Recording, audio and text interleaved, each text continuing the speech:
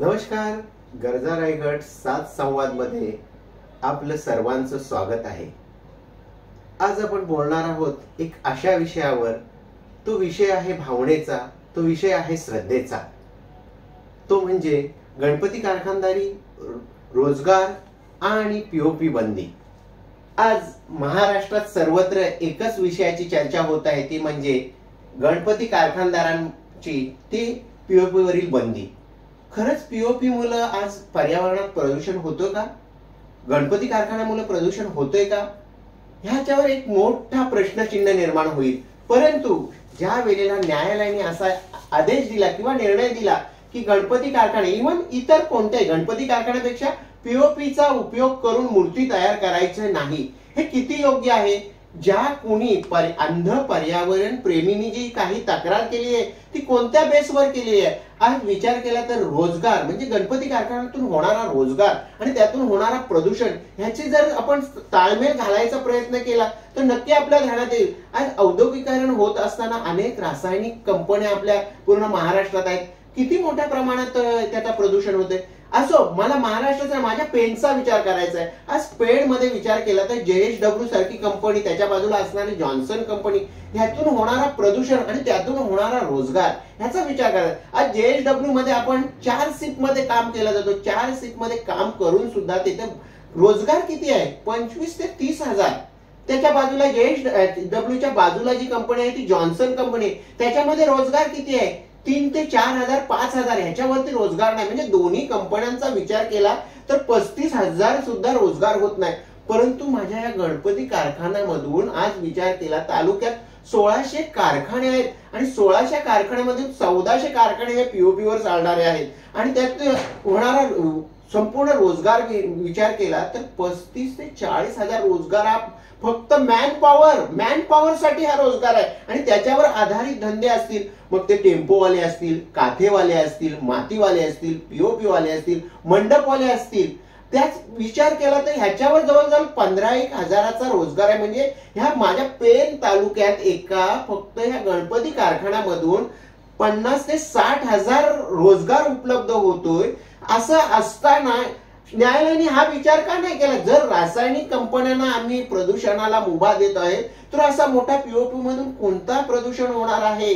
आणि किंवा प्रदूषण होणार असेल तो कशा प्रकारचा? पण ज्या वेळेला ह्या प्रदूषण होतात मूर्तींमधून त्यावेळी संशोधन करण्यात आलं, त्यावेळेला स्पष्ट त्याच्यातून संपूर्ण त्याचा उत्तर आला होता की जिप्सम मधून कोणताही प्रदूषण होत नाही. असं असताना देखील आज संपूर्ण विचार केला तर गणपती कारखानदारांना चिंतेची बाब सुटलेली आहे. कारण जर पीओपी वर बंदी आणली तर बाप्पाच्या मूर्ती तयार होणार कशा? बाप्पाच्या भक्तांपर्यंत पोहोचणार कशा?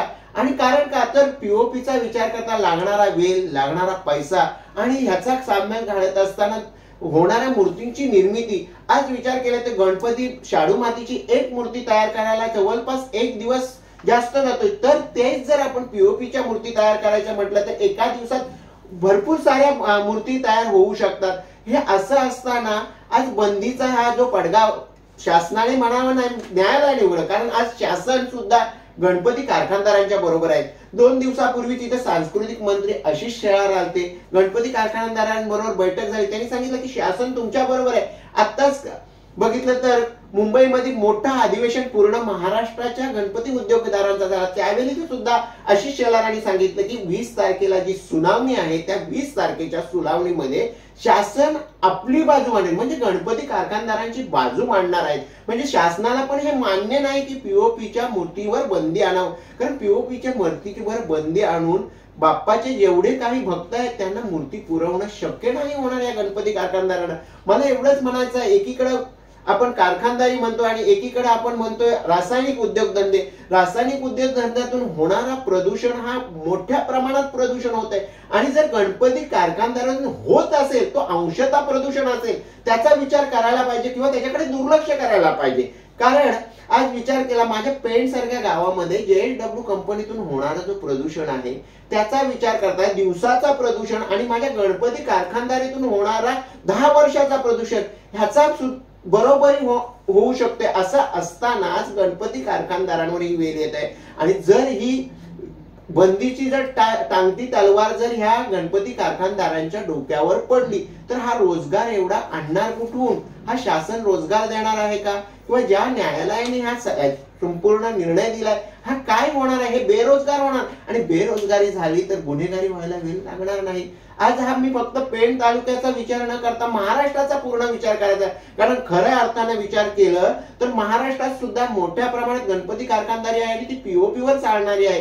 त्यासाठी येत्या 20 तारखेला शासन तर त्याची गणपती कारखानदारांची बाजू मांडणार आहेत, परंतु आज सर्व गणेश भक्तांनी सुद्धा एक विचार करायला पाहिजे की ह्या गणेश मूर्तींच्या कारांच्या बरोबर आपण राहायला पाहिजे. रोजगाराची 100% हमी असा हा गणपती उद्योग आहे. म्हणूनच ह्या पीओपी वरील बंदी उठणं गरजेचं आहे आणि ह्यासाठी सर्व गणेश भक्तांनी सुद्धा जोर लावायला पाहिजे. आज विचार केला तर बाप्पाच्या मनात नक्की आहे, तो 64 विद्येचा अधिपती आहे, त्याच्या मनात नक्की आहे बाप्पा हे विघ्न दूर करणार.